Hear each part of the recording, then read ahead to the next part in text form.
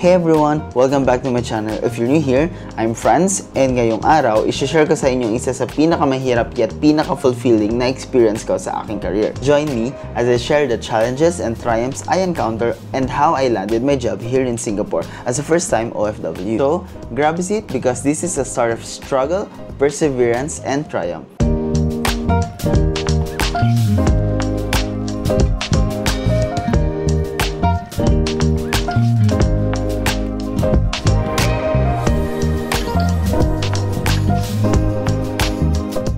Back in 2022, naalala ko, I was working as an IT analyst in the Philippines sa isang consulting firm with 6 years of experience. Pero bata pa lang kasi ako, gusto ko nang makapang-ibang bansa. Just like most of us, naririnig ko kasi sa mga aunties and uncles ko before na malaki yung sahod, maganda yung opportunities, maganda yung benefits and all. So, despite having a good paying career, I started my job search focusing on Germany, the US, and Australia. These countries are known for their strong tech industries. However, despite my best effort, I faced a lot of rejections. Hindi nga ako nakasecure man lang na interview. Kahit isa, legit. It got me thinking, ano kaya ang kulang? Bakit hindi nila pinapansin yung applications ko? Then came overthinking. Is it me? My skills? My educational background? In today's vlog, we will discuss ano ba yung mga ginawa ko and saan ako nag-focus that eventually led to an interview and job offer. Later in this video, mag-share din ako ng tips kung saan ako naghahanap ng mga opportunities. So, stay tuned for that. But, without further ado, let's begin. Short story lang muna din tayo. Nung 2020 kasi, pandemic naman, as you all know, right? So, hindi makalabas ng mga tao, limited lang yung mga galaw natin, hindi tayo makagala. Ang nangyari tuloy, pag-ubos na yung mga magagandang pinapanood sa YouTube or sa Netflix, or pagod na yung mata ko, ang daming realizations na pupasok sa isip ko. Like, paano pag nagtuloy-tuloy itong pandemic? Paano pag nawalan ako ng trabaho? Sapat na kaya yung pera ko sa bangko? Paano pag nagsira yung kumpanya na pinagtatrabahuhan ko? Ano kaya epekto nitong pandemya sa ekonomiya ng Pilipinas? With that, nag-isip ako ng mga possible solutions. Sa sobrang kaba ko, nag-apply ako sa iba't ibang company talaga sa Philippines to try to mitigate potential problem. For more than a year, all-ads talaga. Like, lahat ng tumatawag sa akin, either rejected or mababa yung offer kasi like, junior daw. Bagsak dito, bagsak doon. As in. Sobrang nakapekto siya sa mental health ko and made me lose my self-confidence na din. Pero, hindi ako sumuko. One day, nagkaroon ng isang malaking what if. What if ibang bansa? So, kinuha ko yung laptop ko, inayos ko yung resume ko, and nagpasa ako randomly sa iba't ibang bansa na naghahanap ng programmer na katulad ko. Nag-send ako sa mga company sa US, Germany, New Zealand, Australia, madami talaga. Kung saan-saan. Ang goal ko kasi noon is magpasa as much resume as I can. Sa isip ko kasi, eventually may tatawag din yan. But, that was my first truth slap. Hindi pala ganun. Hindi pala dapat sige lang ng sige. 4 weeks, wala akong ibang natatanggap kundi rejection email. Some of the usual reasons kung bakit hindi ako natatanggap ay kailangan daw muna ng visa. Or yung iba naman, kailangan nandun ka sa bansa na yun. Right at that moment. And yung pangatlo naman is marunong ka ng language na sinasalita nila. Pero, it didn't stop me. Nag-send pa din ako ng send ng resume. I know friends kasi na nakaland naman ng job sa mga bansang yon, which I thought parehas lang kami ng qualifications. And that's my second truth slap. Hindi pala kasi kami pare-parehas. We each have our own stories, our own skill sets, our own experiences. And we need to find our market, our niche. And that's what I did.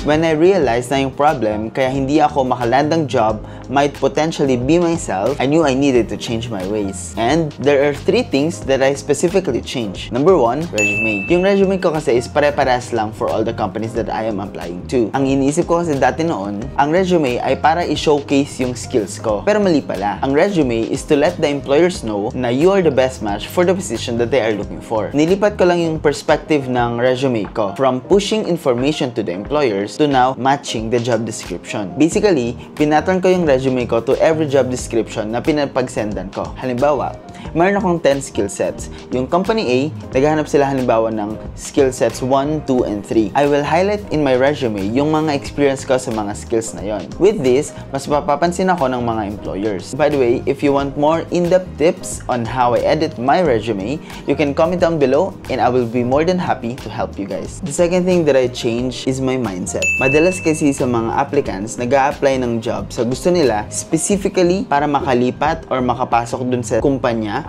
or bansa na gusto nila. Very specific, which is not bad, pero minsan, hindi na rin kasi nagiging open-minded. When I got rejected many times, inisip ko lang, ano ba talaga yung goal ko? Makapagtrabaho sa Europe? Makakuha ng trabaho sa ibang bansa na stable? Magkaroon ng malaking sahod? O makapagsimula ng makapag-abroad? Kung isa-isahin kasi natin yung mga points na to, bawat isa may mga negative and positive points sila. And with that, if we're just trying to compare, mas magiging open-minded tayo sa mga possibilities and mas magiging handa tayo na yung main goal or dreams natin might not be what we will land on. Kumbaga, mas handa tayo for anything kasi alam natin na yung iba naman na plans still has its own positive sides. Yung third and I think most important point ko, though hindi kasi siya change, is I try to find my niche. Yung niche is yung specific na market na naghahanap ng exact skill set mo. Kumbaga, instead of sending my resume randomly sa iba't ibang companies and sa iba't ibang bansa, in my hopes na matawagan ako, inalam ko aling mga bansa ba yung kailangan ako. Saang mga bansa yung may demand yung skill set ko. Saan may kakulangan sa mga empleyado at my own level at my seniority. Saan company ako pinaka-angkop. Anong industry yung pinaka-may-utilize yung skill set na meron ako. During my research and all,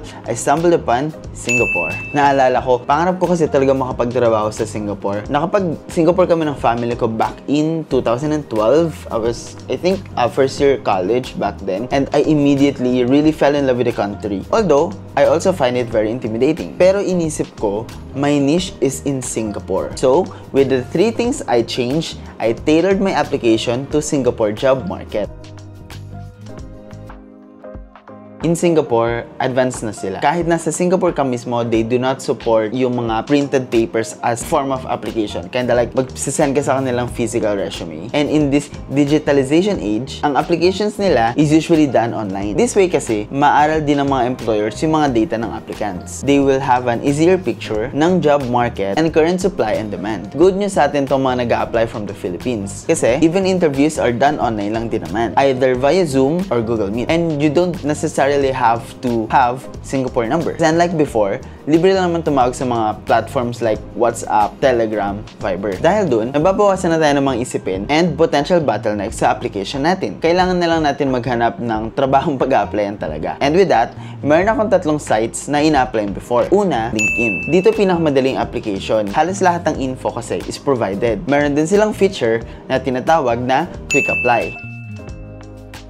Wherein, magsasagot ka lang ng 1 to 5 questions and you just need to upload your resume. Yung iba kasi, if you wanna apply to their company, merong resume and then you will have to send your resume to that email address pa. So, if you're using your mobile phone, of course, meron siyang added na mga steps and procedures. Pero dito sa LinkedIn, meron silang quick apply na tinatawag wherein you'll just need to click the upload button and upload your resume. Then you will just need to answer 1 to 5 questions and that's it. Another tip sa mga naghahanap ng work sa LinkedIn, kung meron kayo nahanap na work and naghahanap sila sa position na yun, you can go to the company's profile and then try to find kung mahahanap nyo yung recruiter or one of the HR personnel. You can try to message them or if possible, mahanap nyo yung email address and send them directly your resume. May mga 2 to 3 applications ako na ganito before and they replied and stay connected pa rin naman even after the application. Ang problem ko lang sa LinkedIn, dito kasi yung pinakamarami yung competition. Most probably because dito nga rin kasi pinakamadali mag-apply. Yung second naman is Indeed. Dito naman sa Indeed, medyo mas tailored kasi siya towards locals. Although, naghahanap pa rin naman sila ng mga foreign talents. Ang kanagandahan lang kasi sa Indeed, yung mga post nila, minsan nakadisplay na yung sweldo mo. What you can do is search for the position that you're looking for and yung country na gusto mong pag-workan and then you will see a lot of information or mga job titles na pinapakita yung sweldo nila. So, pwede mong kunin yung average ng mga sweldo, tapos meron ka na may sasagot pag tinanong ka sa interview ng what is your salary expectation? So, ginagamit ko tong Indeed actually to answer that question. Kasi, yung mismong employer yung naglalagay ng information nila and sometimes, vina-validate din ito ng mga employees. And, yung employees, nagbibigay din sila ng information nila. So, medyo close to market value yung makikita natin na mga sweldo na nandun mismo. Yung third naman is JobStreet. Basically, yung JobStreet tsaka LinkedIn, parehas lang sila ng feature na ginagawa. Ang kinaibahan lang ng Jobstreet sa LinkedIn is yung Jobstreet kasi meron siyang feature wherein makikita mo if yung application mo is nakita na ng recruiter. And also, right then and there, kaya nung recruiter na i-reject na agad yung application mo if your application is not what they need. Bawas anxiety na rin kasi yun kasi nag-aantay tayo sa wala, diba? Also, dito sa Jobstreet ko pala nakita yung first ever work ko dito sa Singapore. So, thankful ako sa Jobstreet. Although itong tatlong sites na to is effective naman in looking for a job, medyo nakakaba kasi yung process ko before. But if you want to know the story ko specifically about the process of how I search on how I submitted my resume before and tips na din sa interview, comment lang kayo below. We might create a new video for that.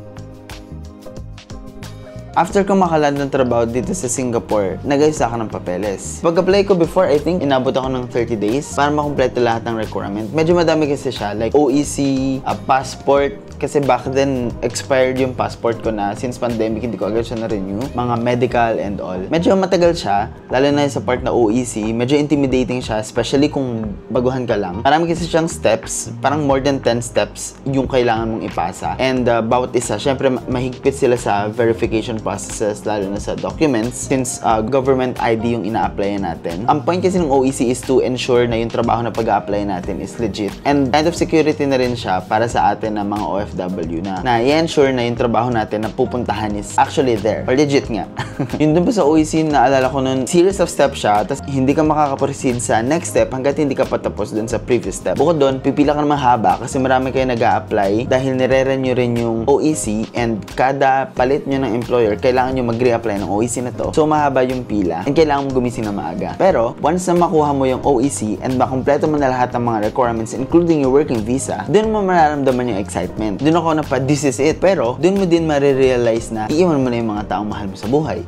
Yung mga kaibigan mo, yung mga katrabaho mo na naging ka-close mo, yung family mo of course, yung pets mo, and yung life na nakasanayan mo. After nun kasi lilipad ka na sa bansa na hindi mo alam kung paano yung kultura, hindi mo pa alam kung paano mamuhay, hindi mo alam kung yung mga tao makakatrabaho mo maayos, kung wala bang racism, kung meron bang mutual respect, kung maiintindihan mo ba yung accent nila at first, kung gaano katagal ka makakapag-adapt. Pero, excitement na rin yung mararamdaman mo kasi you have proven to yourself na kaya mo. Anyways, after ng OEC mo, yung working visa mo and preparation mo sa sarili mo, iwan mo na yung family mo and you're gonna live a new life, what else did I prepare on? Firstly, damit. Importante sa akin to. Galing kasi akong consulting firm. And dun kasi sa consulting firm before, kahit anong pwede mo isuot. Everyday, wash day. And then, yung nakuha ko naman trabaho is sa headquarters, required sila ng long sleeves. Like long sleeves, slacks, black shoes. Wala naman tie. I legit did shopping before. Tinanong ko pa yung employers ko, ano po ba yung uniform na ginagamit dyan? Kasi wala talaga akong long sleeves. I even asked them, okay lang po bang short sleeves? And sabi naman nila, okay lang basta polo, hindi polo shirt. Medyo nakakahiya. Pero kasi, if hindi ako handa, alam ko na mas mura naman yung damit sa Pilipinas kaysa kung dito ako mamimili sa Singapore, di ba? So, nung na-confirm na nila na, oo, kailangan ko daw talaga ng corporate attire. Naalala ko nun, tinawagan ko yung college best friend ko. Hi, Kevin. Sabi ko sa kanya, sama mo naman ako mamili ng damit. So, nagpunta kami sa Mega Mall and I think naka 50,000 ata kami that day sa damit alone kasi namili kami ng long sleeves, ng slacks, na iba't iba yung kulay pang araw-araw and yung mga undershirts and socks na rin tsaka shoes. Buti na nga lang, hindi dito nag-snow sa Singapore kasi bawas isipin na rin siya. So, second naman na pinaghandaan ko is pocket money. Yung sa unang trabaho kasi, sa pangit ng timing ko, ang nangyari, sisweldo ako parang 2 months pa after ng first day ko. Halos lang naman. So, kailangan, pag pupunta ka sa bansa, especially kung bago kang OFW, meron kang enough money to sustain your first few months. I say months, yung hindi week. Kasi yung ibang employers, they might give your first salary sa unang buwan na pumatak. Yung iba might not be tulad ng nangyari nga sa akin. Kasi hindi mo naman pwedeng sabihin sa nagtitinda sa Jollibee na wait lang po, wala pa po kasi akong sahod. Or sa Meralco, sabihin mo yun na wala ka pang sahod so hindi ka pa makapagbayad muna. So, kailangan mo ring isipin kasi magbayad ka ng food, ng transpo, and also your rent. Speaking of rent, ang pangatlong pinaghandaan ko is rent. Bago ako nagpunta dito, tinignan ko muna kung ano yung mga uri ng bahay na pwedeng matirhan ng isang OFW. So, ano yung mga potential na pwede natin pagrentan. After ko mahanap yon, may tinatawag sila dito ng mga HDB. Naghanap ako sa groups ng mga foreign bago ako magpunta dito sa Singapore. So, bago pa ako nakalipad, meron na agad akong titirhan. Kasi, medyo mahirap na.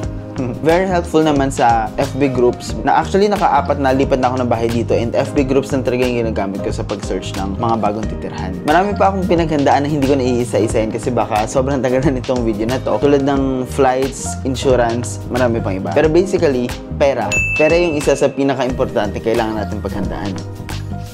And at last, legal na tayo dito na magtrabaho sa Singapore after all the struggles that we've been through. Actually, second company ko na to. And I patterned my experiences in this video on my application journey papunta dun sa second company ko, which is yung pinagtatrabahuhan ko ngayon. Pero, along the way, meron din ako mga new learnings na I think is noteworthy din naman na i-share ko sa inyo. Better prepare yourself sa paglipat nyo naman sa susunod na company mo. Nakakatawa lang din isipin na you can still find better opportunity using systematic and specific na approach. Anyways, I will be discussing those na lang sa susunod na vlog. So, to anyone out there who is facing similar struggles, remember, persistence is key. Research, adapt, and keep pushing forward. Your dream job is out there. Sometimes kasi it just needs a little bit of extra effort to find it. Thank you for joining me in this journey. If you found this video helpful, don't forget to hit the subscribe button, give it a thumbs up, and ring the notification bell so you won't miss any of my future updates. Feel free to drop any questions or share your own experiences in the comments below, lalo na sa mga kapwa natin OFW na may kanya-kanya tayong sariling experiences. Thank you very much for watching, and I hope naka-inspire o meron kayo nakuhang lesson today. I will see you on my next vlogs. Bye!